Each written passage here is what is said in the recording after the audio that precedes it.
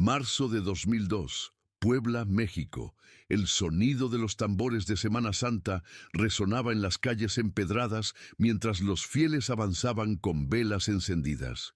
Entre la multitud caminaba la joven Mariana Torres, de 14 años, hija de un panadero local. Llevaba una vela blanca en las manos, pero después de entrar a la iglesia, nadie volvió a verla. La mañana del Viernes Santo había comenzado como cualquier otra en la panadería El Molino de Oro, ubicada en la esquina de la calle 16 de septiembre con la avenida Juárez. Rafael Torres, un hombre de 45 años con las manos endurecidas por décadas de amasar pan, había madrugado desde las 4 de la mañana para preparar los bolillos que vendería después de la procesión. El olor a levadura y harina tostada se mezclaba con el aroma del café que su esposa Elena Ramírez preparaba en la cocina trasera del local.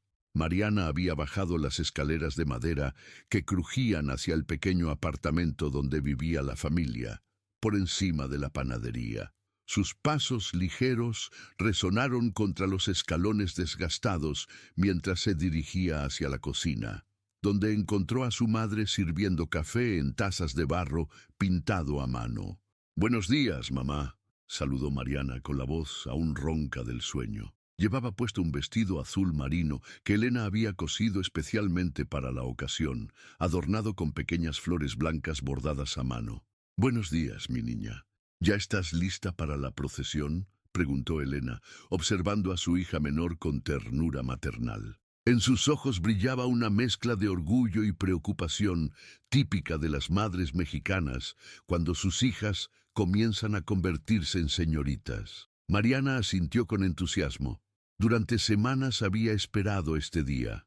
La procesión del Viernes Santo era uno de los eventos más importantes del calendario religioso en Puebla, y este sería el primer año que participaría como portadora de luz, llevando una vela bendecida durante todo el recorrido desde la catedral hasta la iglesia de San Francisco. Julián Torres, su hermano mayor de 19 años, apareció en la cocina frotándose los ojos. Alto y delgado como su padre, trabajaba medio tiempo en la panadería mientras estudiaba contabilidad en la universidad local. Su cabello negro peinado hacia atrás y sus ojos oscuros reflejaban la seriedad prematura de quien ha asumido responsabilidades desde joven. «¿A qué hora comienza la procesión?», preguntó Julián, tomando una taza de café y sentándose en una de las sillas de metal que rodeaban la pequeña mesa de la cocina. «A las 5 de la tarde», respondió Elena. «Pero tenemos que estar en la catedral a las 4:30 para recibir las velas bendecidas». Rafael entró desde la panadería, limpiándose las manos con un trapo blanco manchado de harina. Sus brazos musculosos y su espalda ligeramente encorvada eran testimonio de años de trabajo físico intenso. A pesar de su apariencia ruda, sus ojos se suavizaban cada vez que miraba a su familia. El padre Hernández ya pasó a recoger los panes dulces para la bendición, anunció. «Dice que este año esperan más de 1000 personas en la procesión». La familia desayunó en relativo silencio, cada uno perdido en sus propios pensamientos sobre el día que los esperaba. Por la ventana de la cocina se podían ver las calles de Puebla llenándose gradualmente de personas vestidas con sus mejores ropas. Familias enteras caminaban hacia el centro histórico, cargando flores, velas y pequeñas imágenes religiosas. Alrededor de las 2 de la tarde, Mariana se retiró a su habitación para prepararse. Su cuarto era pequeño pero acogedor, decorado con pósters de cantantes populares y pequeñas estampas religiosas que había coleccionado desde niña. Se sentó frente a un espejo ovalado con marco de madera tallada, una herencia de su abuela, y comenzó a peinarse cuidadosamente. Elena subió para ayudarla, trayendo consigo un pequeño collar de perlas que había pertenecido a su madre. «Quiero que uses esto hoy», dijo, colocando suavemente el collar alrededor del cuello de Mariana. «Mi madre me lo regaló cuando yo tenía tu edad, para mi primera procesión importante». Mariana tocó las perlas con reverencia. sintiendo el peso de la tradición familiar.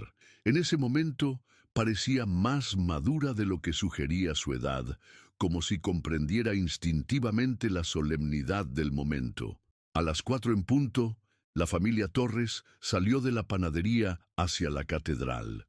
Las calles empedradas del centro histórico de Puebla estaban abarrotadas de gente. Comerciantes vendían veladoras, flores y pequeñas cruces de madera desde puestos improvisados. El aire estaba cargado de conversaciones en voz baja, risas nerviosas de niños y el sonido constante de pasos sobre las piedras irregulares del pavimento colonial. La Catedral de Puebla se alzaba majestuosa contra el cielo azul de la tarde. Sus torres barrocas, coronadas por cúpulas que brillaban bajo la luz dorada del sol poniente. Las campanas comenzaron a sonar a las 4:30, llamando a los fieles para el inicio de la ceremonia. Dentro de la catedral, el ambiente era solemne y místico. Cientos de velas ya encendidas creaban un mar de luz dorada que danzaba contra las columnas de cantera rosa y los retablos dorados. El olor a incienso se mezclaba con el aroma de las flores frescas que decoraban el altar principal. El padre Miguel Hernández, un hombre mayor de barba gris y voz profunda, dirigía la ceremonia de bendición de las velas. Una por una, las familias se acercaban al altar para recibir sus veladoras, que habían sido consagradas con agua bendita y aceite santo.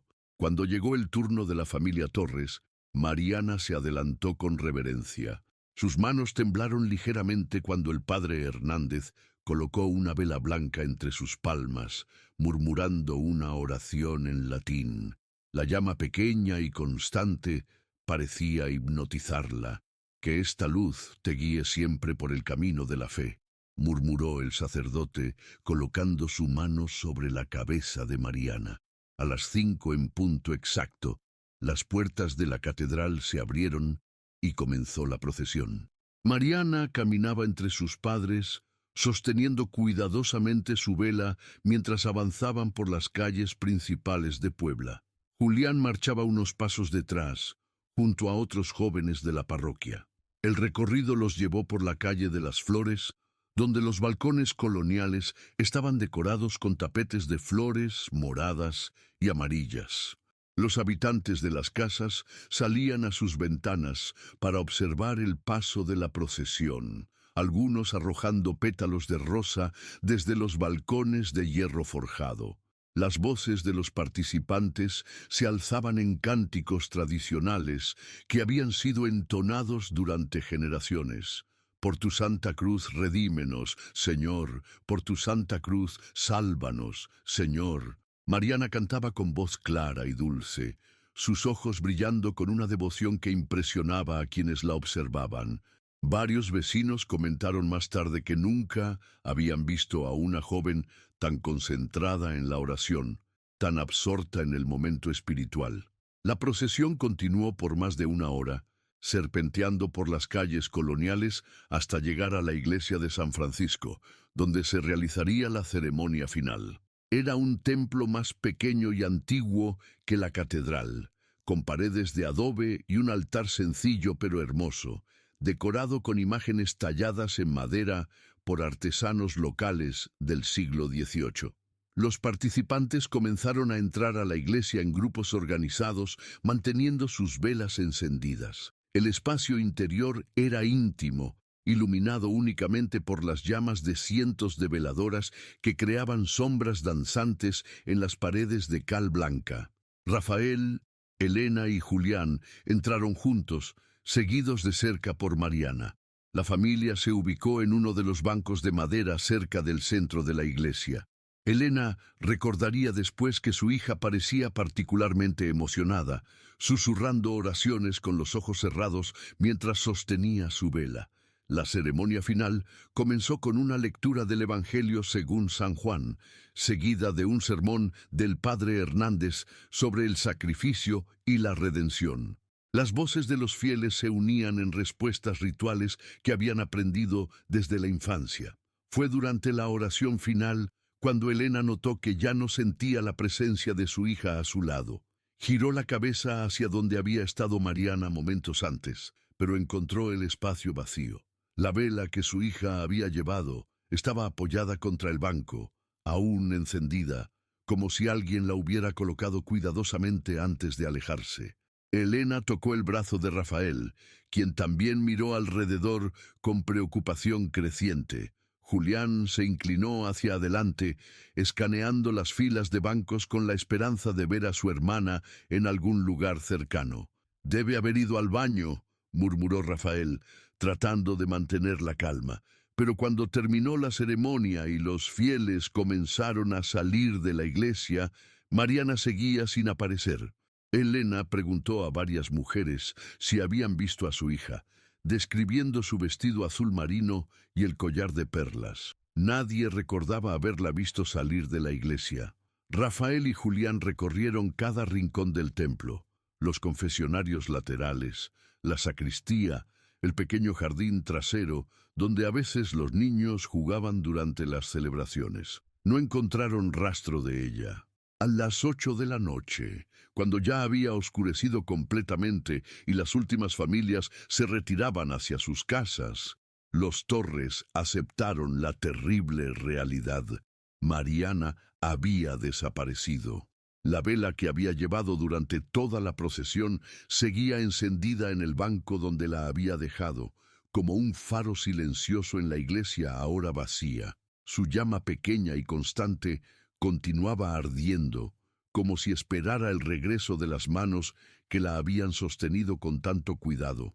Esa noche, Elena Torres no pudo dormir.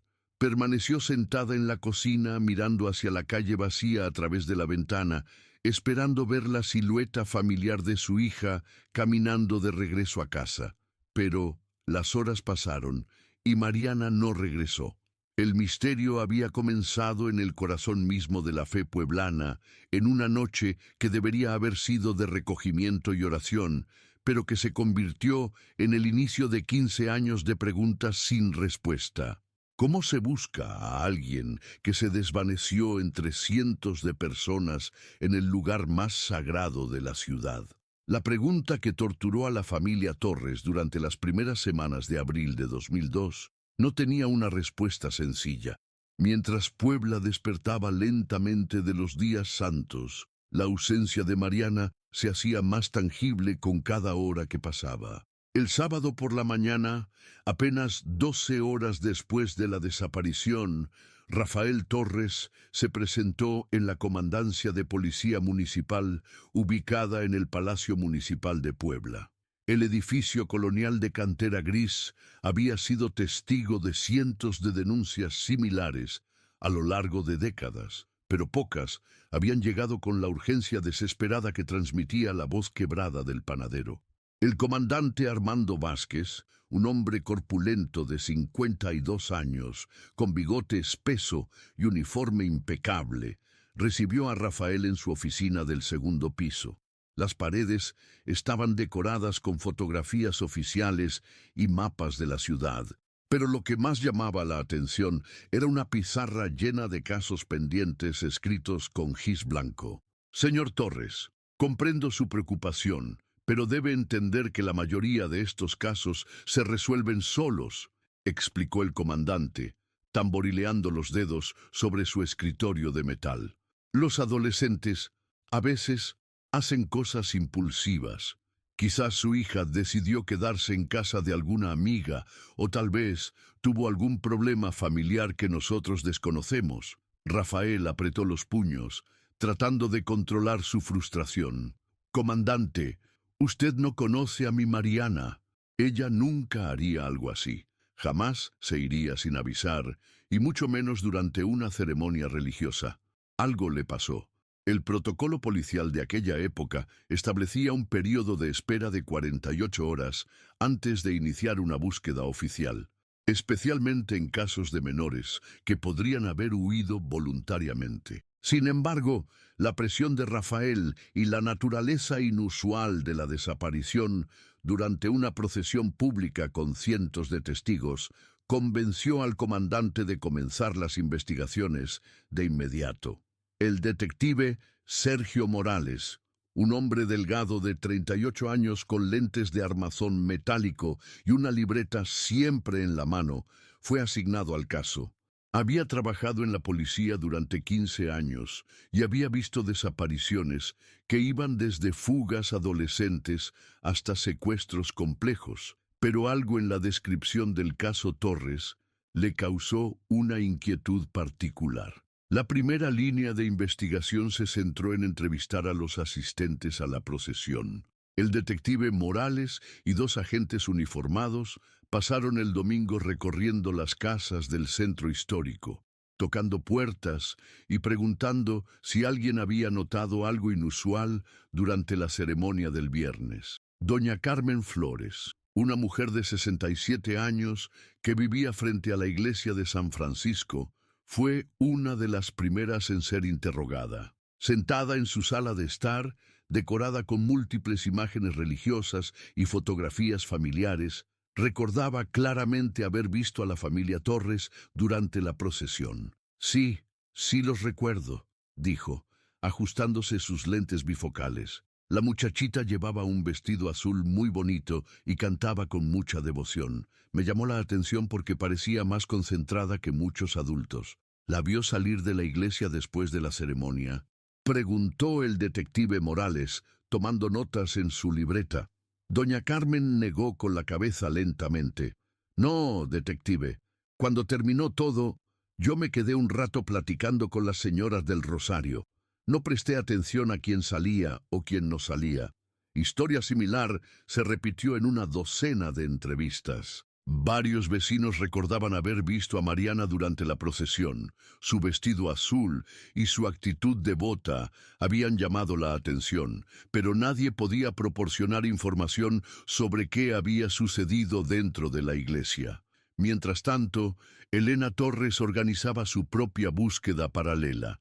Con la ayuda de Esperanza Gutiérrez, su mejor amiga desde la infancia, comenzó a visitar hospitales, clínicas y hasta centros de detención juvenil, con una fotografía escolar de Mariana tomada apenas 3 meses antes. La fotografía mostraba a una joven sonriente con cabello castaño largo y ojos oscuros brillantes, exactamente como la recordaban quienes la habían visto el Viernes Santo. Elena llevaba consigo también una descripción detallada de la ropa que llevaba Mariana. Vestido azul marino con flores blancas bordadas, zapatos negros de charol, collar de perlas y una pequeña cruz de plata que había sido regalo de confirmación. El Hospital General de Puebla, el Hospital Universitario y la Cruz Roja fueron revisados meticulosamente. Los registros de emergencias no mostraban ningún ingreso que coincidiera con la descripción de Mariana. Las morgues, una posibilidad que Elena se negaba a considerar pero que debía ser descartada, tampoco reportaron casos relevantes. Julián Torres, por su parte, había abandonado temporalmente sus clases en la universidad para dedicarse por completo a la búsqueda de su hermana. Alto y delgado como su padre, pero con la determinación silenciosa de su madre, recorrió cada rincón del centro histórico de Puebla con una metodología casi científica. Dividió la zona en cuadras y visitó cada negocio, cada café, cada tienda de artesanías donde Mariana pudiera haber buscado refugio o ayuda. Habló con comerciantes, taxistas, estudiantes universitarios y turistas que aún permanecían en la ciudad después de Semana Santa.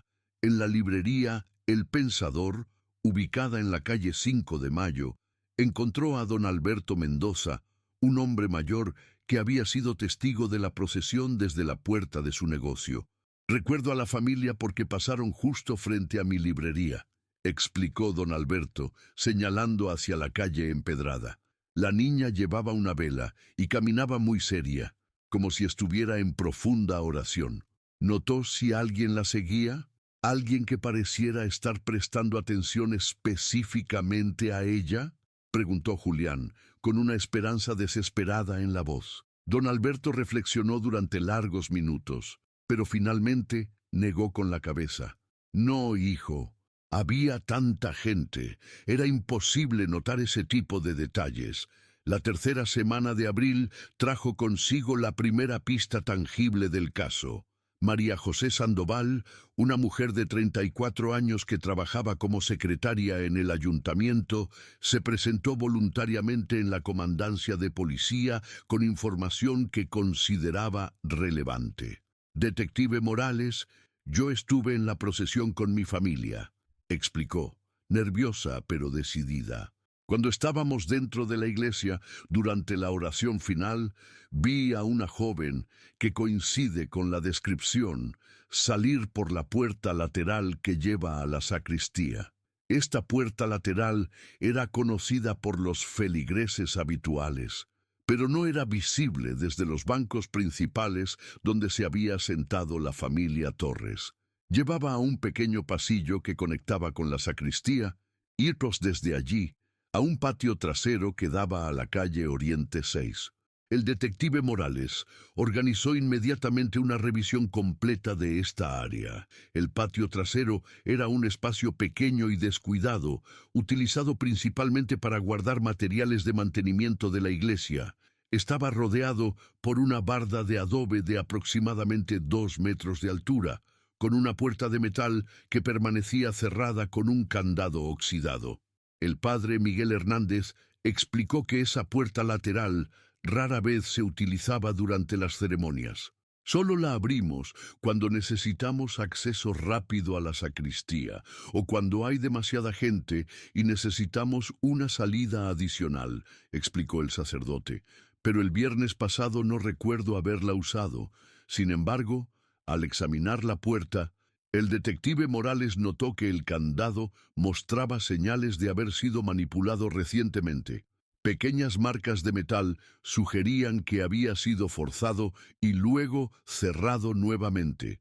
Esta revelación cambió completamente el enfoque de la investigación. Si Mariana había salido por esa puerta, voluntaria o involuntariamente, podría haber llegado a la calle Oriente 6 sin ser vista por la multitud que se congregaba en la entrada principal de la iglesia.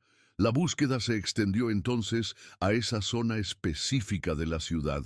Julián y varios vecinos voluntarios recorrieron casa por casa, preguntando si alguien había visto a una joven con vestido azul marino alrededor de las 7 de la tarde del Viernes Santo. Doña Refugio Martínez, una anciana de 78 años que vivía exactamente frente a la puerta trasera de la iglesia, proporcionó el testimonio más inquietante hasta ese momento. Sí, recuerdo haber visto movimiento en esa puerta, dijo, sentada en su mecedora de mimbre en el pequeño pórtico de su casa. Fue extraño, porque normalmente esa puerta está siempre cerrada. Vi que se abrió y salió alguien, pero no pude distinguir bien quién era, porque ya estaba oscureciendo. ¿Salió sola esa persona?, preguntó Julián, conteniendo la respiración. Doña Refugio arrugó el ceño, concentrándose en sus recuerdos. No estoy segura, hijo. Mis ojos ya no son lo que eran. Podría haber sido una persona, podrían haber sido dos.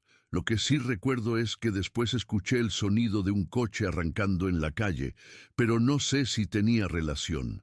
Este testimonio fue suficiente para que el comandante Vázquez decidiera ampliar oficialmente la búsqueda. Se emitió un boletín a nivel estatal con la descripción de Mariana, y se establecieron controles en las principales carreteras que salían de Puebla hacia otros estados. Sin embargo, las semanas pasaban sin nuevas pistas. Los controles carreteros no produjeron resultados. Las entrevistas con familiares lejanos y conocidos de la familia no revelaron ningún motivo por el cual Mariana hubiera querido desaparecer voluntariamente. La investigación también exploró la posibilidad de problemas familiares ocultos. El detective Morales entrevistó por separado a Rafael, Elena y Julián, buscando inconsistencias en sus testimonios o señales de conflictos domésticos que pudieran haber motivado la fuga de la menor. Pero las entrevistas solo confirmaron lo que ya se sabía. La familia Torres era unida, trabajadora y profundamente religiosa. No había antecedentes de violencia doméstica. problemas económicos graves o conflictos que pudieran explicar la desaparición. Rafael había hipotecado la panadería para contratar a un investigador privado, el licenciado Patricio Vega, un ex policía judicial con 25 años de experiencia en casos de personas desaparecidas. Vega amplió la búsqueda a ciudades vecinas como Cholula, Atlixco y Tehuacán, distribuyendo fotografías de Mariana en centrales camioneras, mercados públicos y estaciones de radio locales. Durante el mes de mayo, se organizaron 3 marchas públicas pidiendo información sobre el paradero de Mariana. Cientos de vecinos del centro histórico participaron, cargando pancartas con su fotografía y caminando por las mismas calles donde había desaparecido. Elena Torres se convirtió en una figura conocida en las calles de Puebla. Cada mañana, después de ayudar a Rafael en la panadería, salía con fotografías de su hija para mostrarlas a comerciantes, estudiantes, turistas, trabajadores de la construcción, cualquier persona que pudiera haber visto algo. Sus ojos, antes brillantes y alegres, adquirieron una expresión permanente de súplica silenciosa. Sus manos, antes suaves por el trabajo doméstico, se endurecieron por sostener constantemente las fotografías plastificadas de Mariana que llevaba en una bolsa de tela bordada. «Solo quiero saber qué le pasó a mi hija», repetía Elena a cada persona que accedía a escucharla. «No importa si está viva o muerta, solo quiero saber la verdad». Pero la verdad parecía haberse desvanecido junto con Mariana en esa noche de abril, como si la tierra de Puebla se la hubiera tragado sin dejar rastro alguno. Los meses pasaron lentamente. El verano llegó con su calor sofocante, y las celebraciones de septiembre trajeron nuevas procesiones que solo sirvieron para recordar la ausencia dolorosa de Mariana. Cada ceremonia religiosa se convertía en una tortura silenciosa para la familia Torres, que asistía con la esperanza de que su hija apareciera milagrosamente entre la multitud. La panadería, el molino de oro, siguió funcionando, pero el ambiente había cambiado para siempre. Los clientes habituales preguntaban por Mariana con menos frecuencia, hasta que finalmente dejaron de preguntar del todo.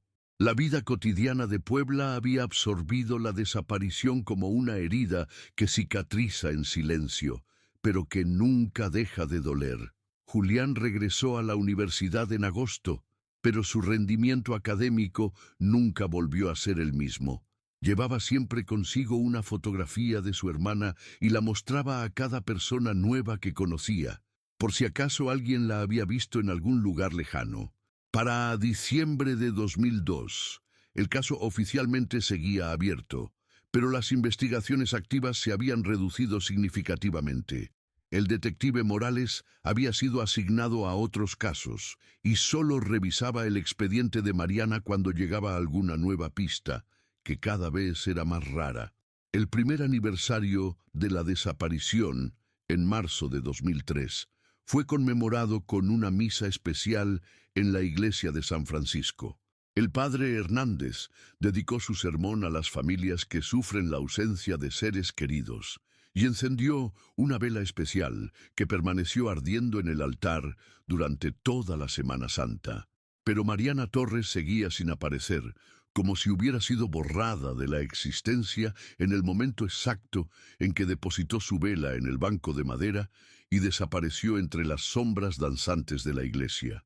Los años comenzaron a pasar, cada uno marcado por la misma fecha dolorosa de marzo, cada uno llevando la misma esperanza desesperanzada de que este fuera el año en que finalmente conocerían la verdad.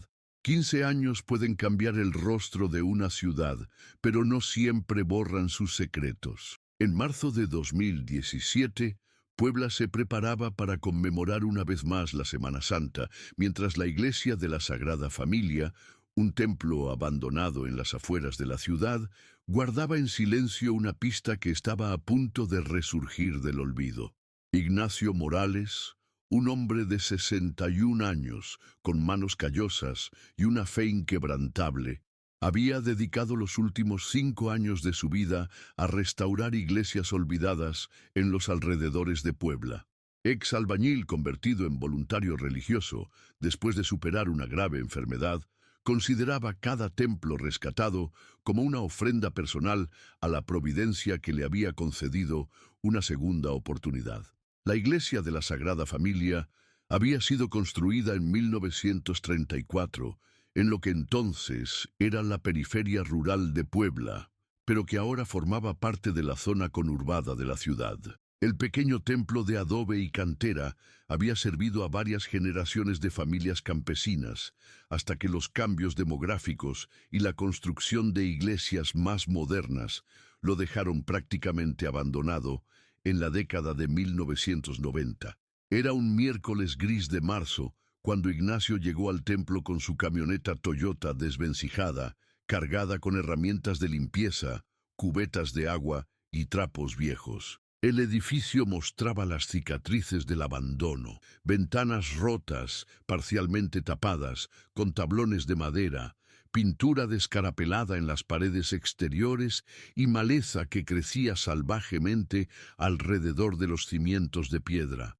Pero el interior conservaba una belleza melancólica que había cautivado a Ignacio desde la primera vez que puso un pie en el lugar. El altar principal estaba dominado por un retablo de madera tallada del siglo XIX, oscurecido por décadas de humedad, pero aún imponente en su deterioro digno. Las bancas de madera, aunque cubiertas de polvo y telarañas, mantenían la alineación perfecta que alguna vez había acogido a familias enteras durante las misas dominicales.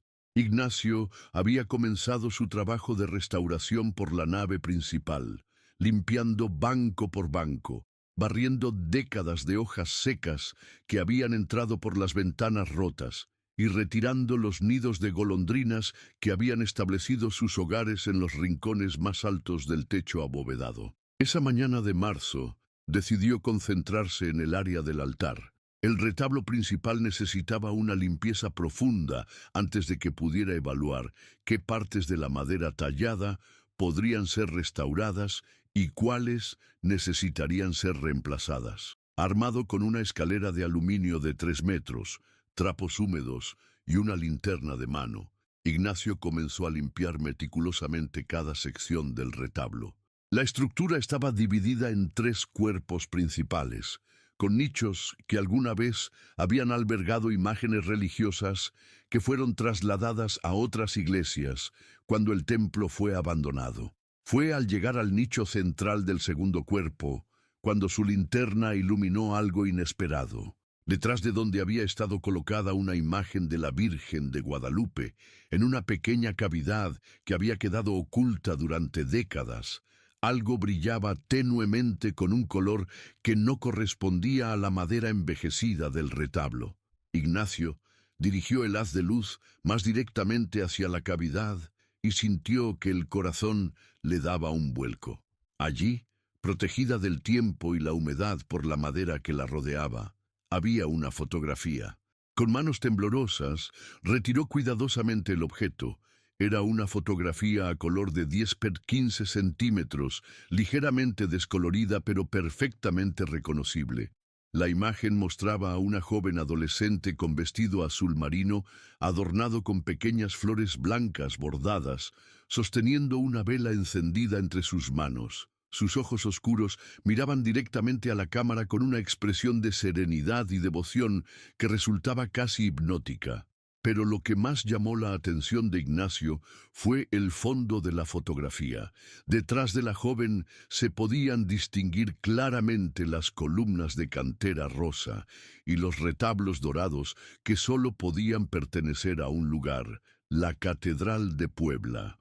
Al reverso de la fotografía, escrito con tinta azul en una letra cuidadosa y femenina, había una inscripción que hizo que Ignacio sintiera un escalofrío recorriéndole la espalda.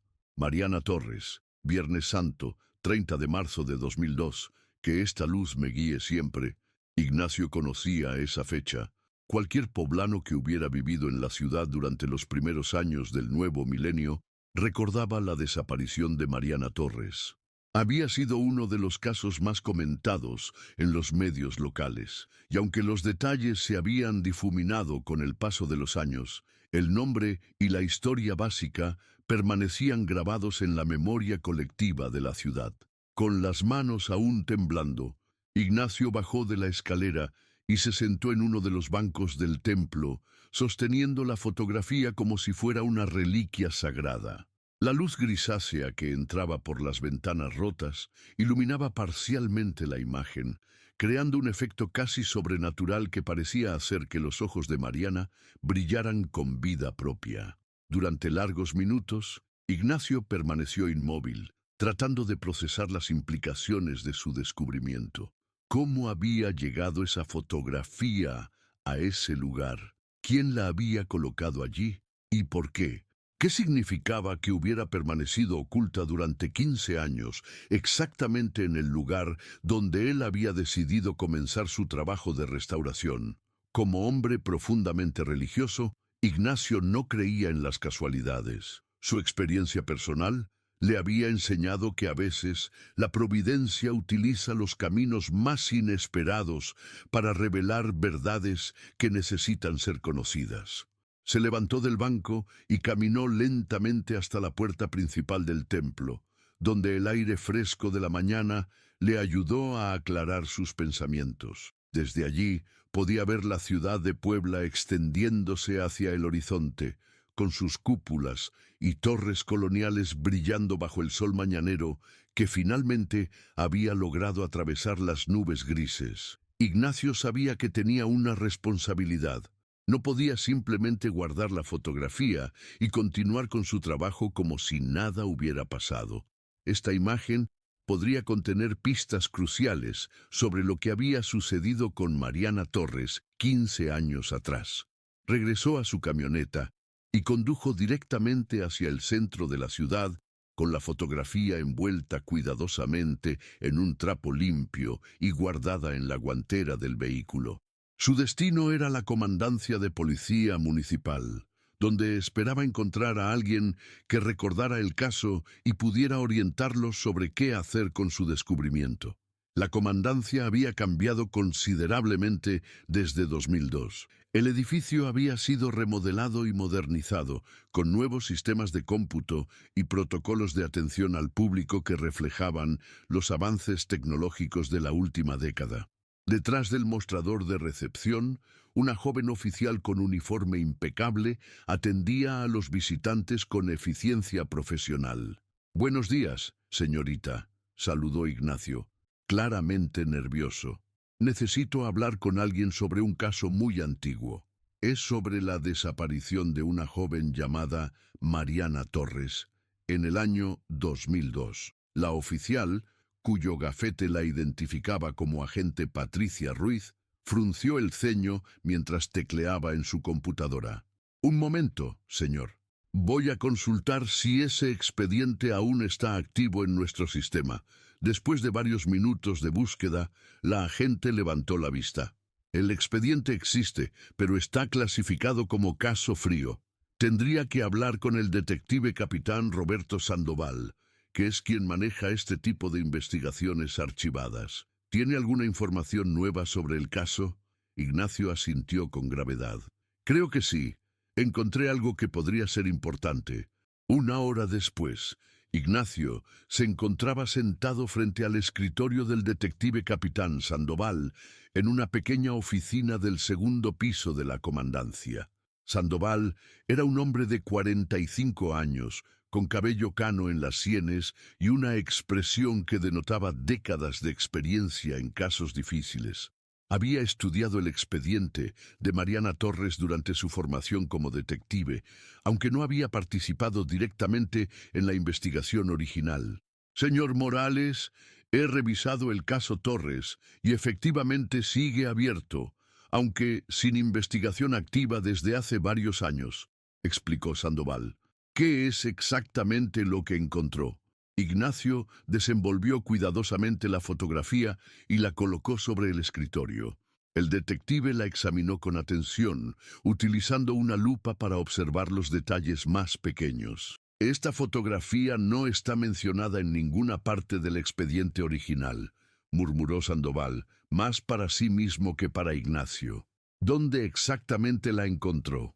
Ignacio explicó detalladamente las circunstancias del hallazgo, la restauración de la iglesia abandonada, la ubicación específica detrás del retablo y el hecho de que había estado oculta durante 15 años. El detective tomó fotografías digitales de la imagen desde varios ángulos, prestando especial atención a la inscripción en el reverso.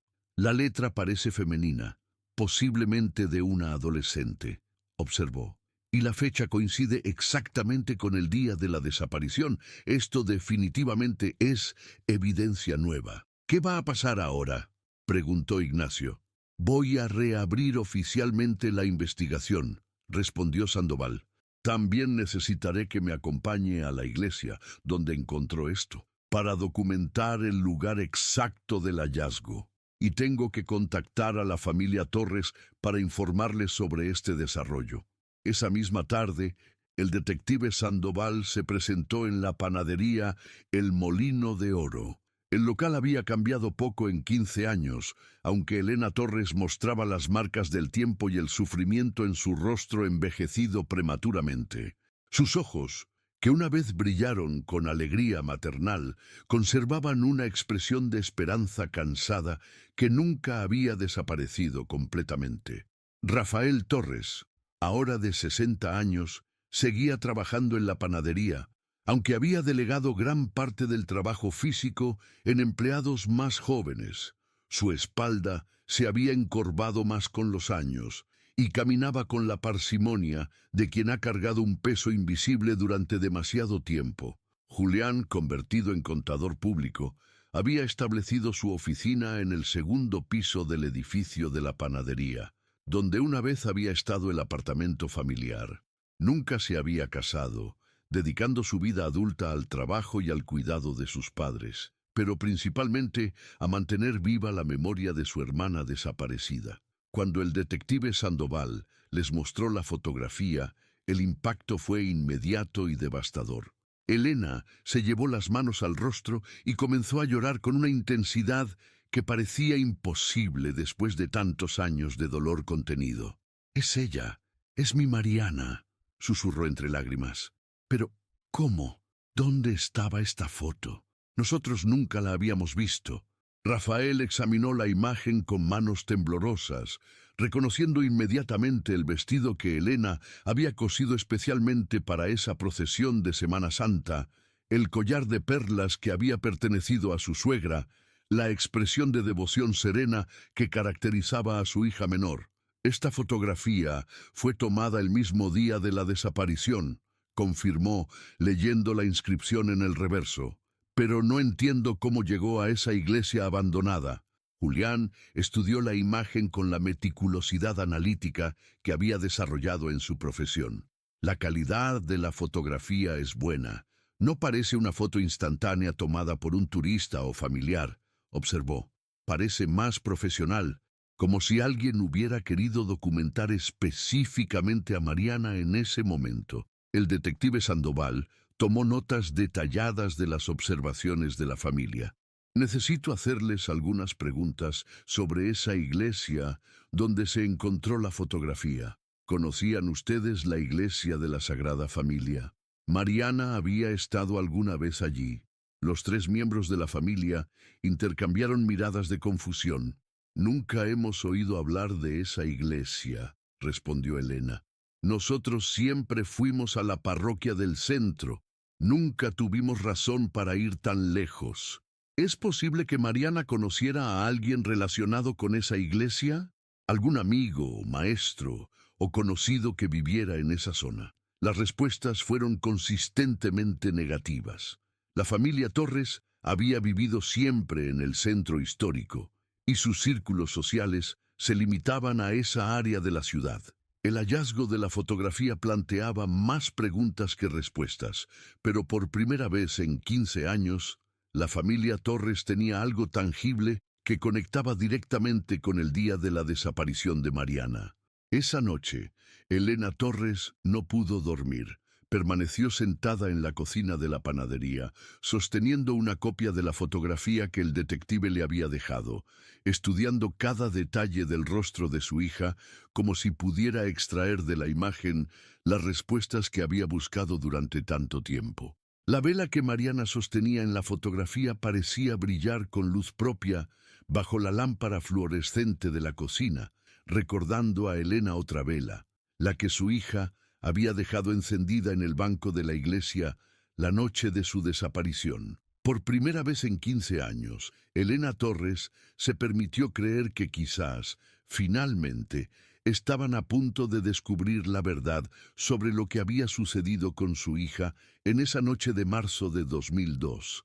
El misterio de Mariana Torres había guardado silencio durante década y media, pero ahora, gracias a las manos devotas de un restaurador de iglesias, comenzaba a revelar los primeros hilos de una verdad que había permanecido oculta en la oscuridad sagrada de un templo abandonado. ¿Cuántos secretos puede guardar una ciudad colonial de 4 siglos? En abril de 2017, mientras las investigaciones se reanudaban con renovado vigor, nadie imaginaba que la clave del misterio de Mariana Torres se encontraba en los recuerdos fragmentados de una mujer que había guardado silencio durante década y media, por miedo, culpa y una promesa que finalmente estaba dispuesta a romper. El detective capitán Roberto Sandoval había establecido su nueva línea de investigación basándose en la fotografía encontrada por Ignacio Morales.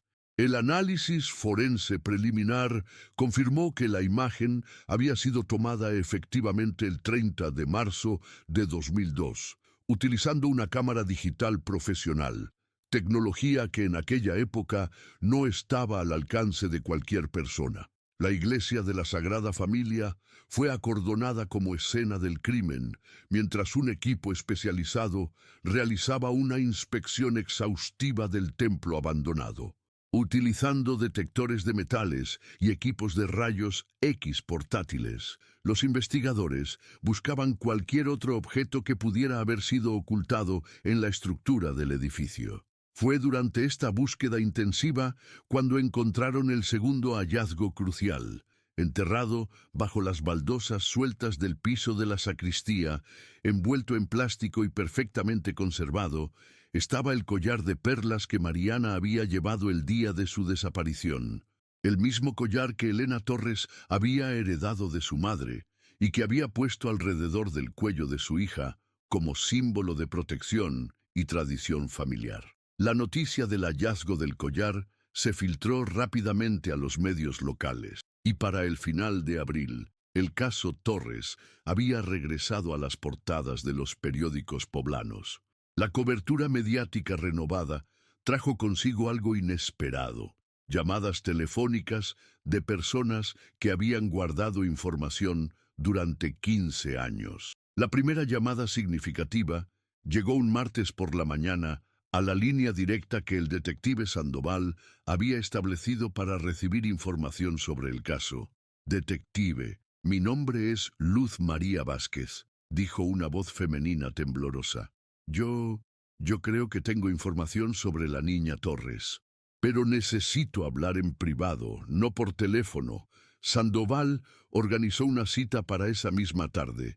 Luz María resultó ser una mujer de 67 años, ex empleada de la limpieza de varias iglesias de Puebla, que había trabajado durante décadas manteniendo templos y capillas en toda la ciudad. En la pequeña sala de interrogatorios de la comandancia, Luz María se retorcía las manos nerviosamente mientras relataba una historia que había mantenido en secreto durante 15 años. «Detective, en marzo de 2002 yo trabajaba limpiando la iglesia de la Sagrada Familia 2 veces por semana, aunque ya casi no había servicios regulares», comenzó. El templo estaba prácticamente abandonado, pero el padre Aurelio Mendoza me pagaba para mantenerlo limpio por si alguna familia del área necesitaba oficiar algún sacramento. Sandoval tomaba notas meticulosamente, sintiendo que finalmente se acercaba a información crucial. La mañana después de Semana Santa, El 31 de marzo de 2002, llegué a la iglesia para mi limpieza rutinaria y encontré al padre Aurelio muy nervioso, muy alterado. Nunca lo había visto así. Estaba moviendo cosas en la sacristía, como si estuviera escondiendo algo. ¿Qué tipo de cosas?, preguntó el detective. Había una maleta pequeña, de color marrón, y algunos objetos que no pude ver bien, porque me pidió que me fuera inmediatamente. Me dijo que regresara hasta la semana siguiente, que él se haría cargo de la limpieza esa vez. Luz María hizo una pausa, claramente luchando con emociones que había reprimido durante años. Pero, detective, lo que más me inquietó fue que vi sangre en el piso de la sacristía. No mucha, pero definitivamente era sangre, y el padre Aurelio estaba limpiándola cuando llegué. Esta revelación cambió completamente el rumbo de la investigación. El detective Sandoval organizó inmediatamente una búsqueda de información sobre el padre Aurelio Mendoza, pero lo que encontró fue desalentador. El sacerdote había fallecido en 2009 de un infarto, llevándose consigo cualquier información que pudiera haber tenido sobre los eventos de marzo de 2002. Sin embargo, la investigación de los antecedentes del padre Mendoza reveló información perturbadora. Varios testimonios de antiguos feligreses sugerían comportamientos inapropiados del sacerdote con jóvenes de la comunidad, aunque nunca se habían presentado denuncias formales. Doña Esperanza Morales, hermana de Ignacio y antigua catequista, fue una de las primeras en proporcionar información específica sobre el padre Aurelio. Ese hombre no era de confianza, declaró durante una entrevista en su casa. Siempre andaba invitando a las muchachas jóvenes a sesiones especiales de oración en iglesias vacías. Mi propia hija me contó que una vez la había seguido después de una misa, insistiendo en que fuera con él a un lugar especial donde podría orar mejor. El patrón comenzaba a tomar forma.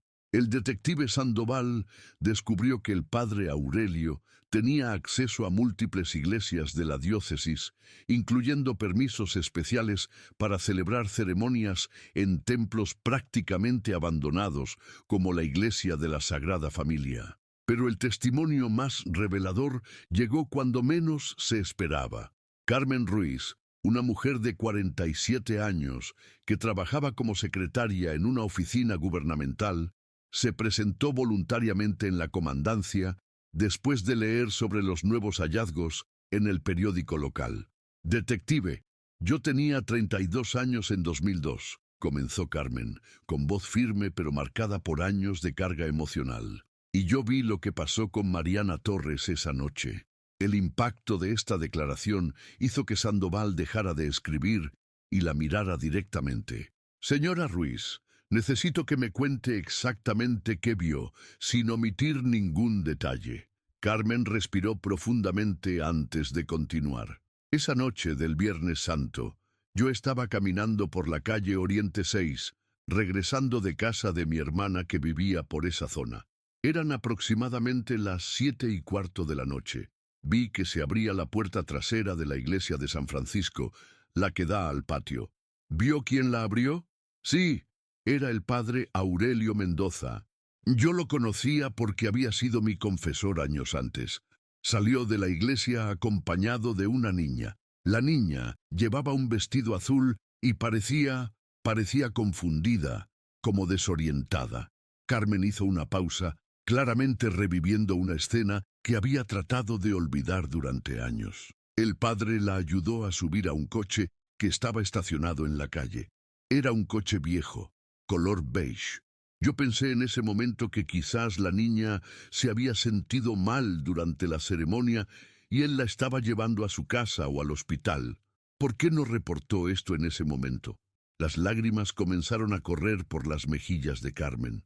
Porque 2 días después fui a preguntarle al padre Aurelio por la niña, para asegurarme de que estuviera bien. Fui a buscarlo a la iglesia de la Sagrada Familia, donde sabía que celebraba misas los domingos. Carmen se detuvo, luchando visiblemente con el recuerdo. Cuando le pregunté por la niña del vestido azul, su reacción fue aterradora.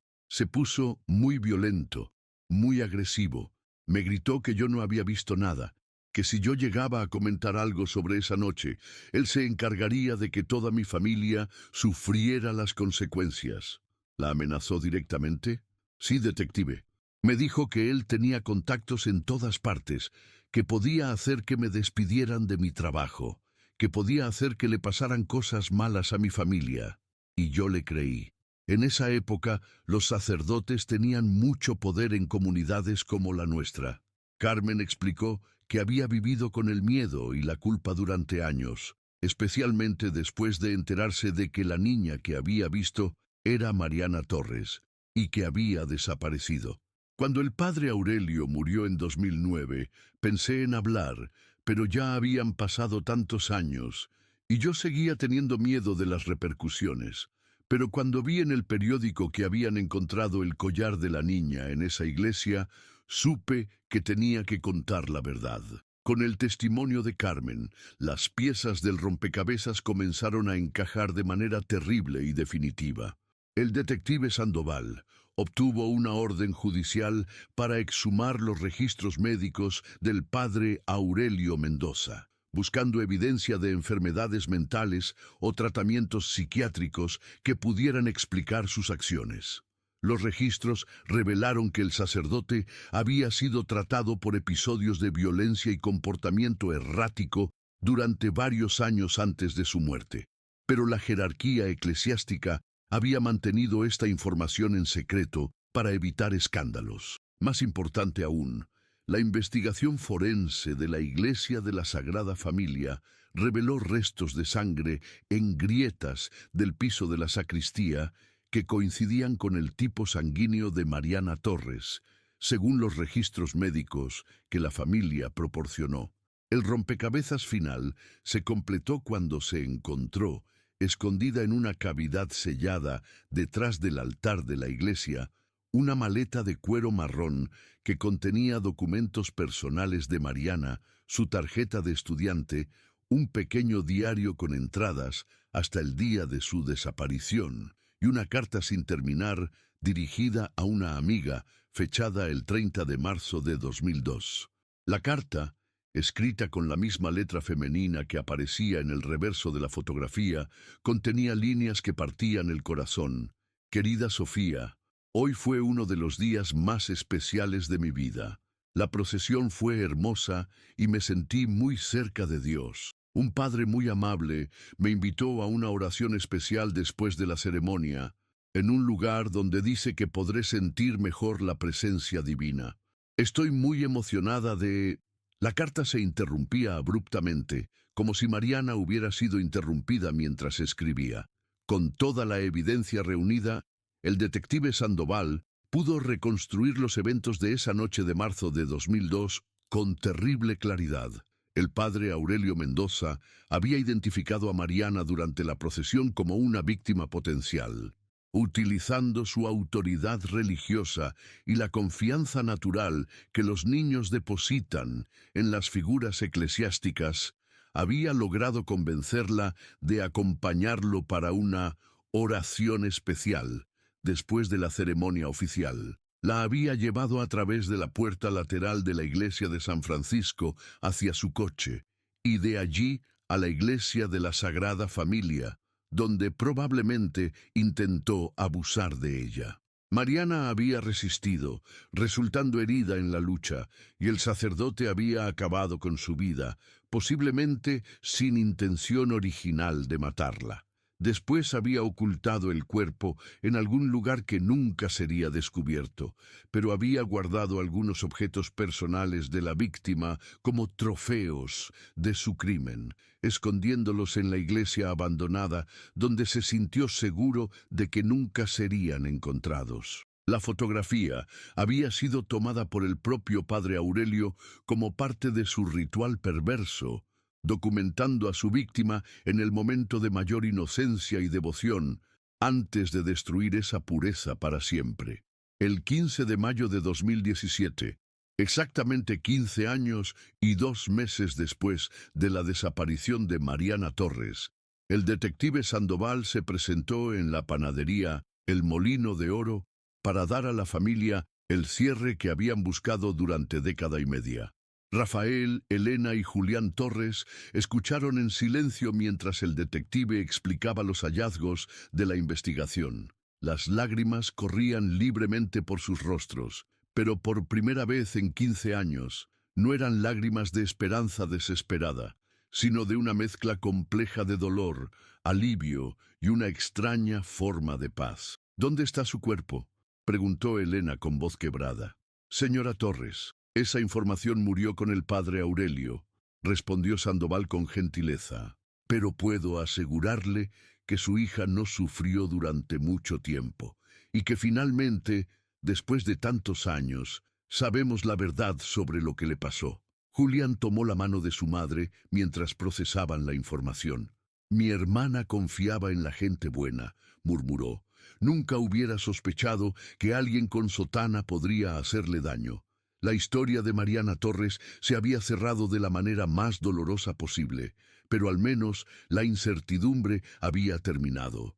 La familia ahora sabía que su hija no había huido voluntariamente, que no había sido víctima de un accidente que la había dejado con amnesia en algún hospital lejano, y que no había sido secuestrada por extraños que la mantuvieron cautiva durante años. Había sido víctima de un depredador que utilizó la institución más sagrada de su comunidad como herramienta para su maldad y que había mantenido su secreto hasta la muerte. El 30 de marzo de 2018, en el 16º aniversario de la desaparición de Mariana, se celebró una misa especial en la Catedral de Puebla en su memoria. El templo se llenó de familias, vecinos y desconocidos que habían seguido el caso durante años y que finalmente podían rendir homenaje adecuado a la joven que se había desvanecido entre las sombras de la fe.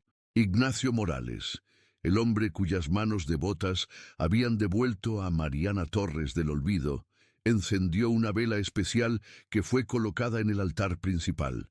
La llama pequeña y constante brilló durante toda la ceremonia, como un eco luminoso de aquella otra vela que Mariana había sostenido con tanta devoción en su última noche de vida.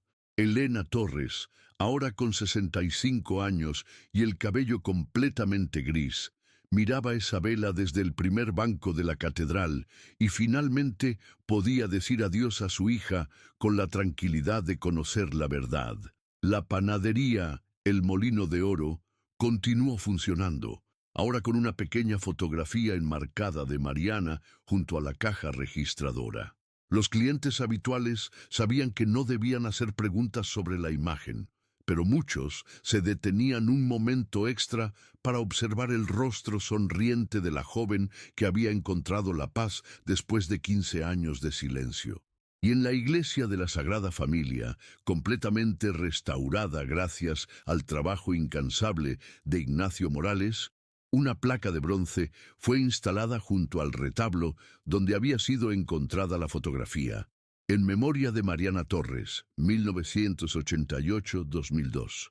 Que su luz guíe siempre a quienes buscan la verdad. Puebla había recuperado a una de sus hijas perdidas, no en vida, pero sí en memoria y justicia.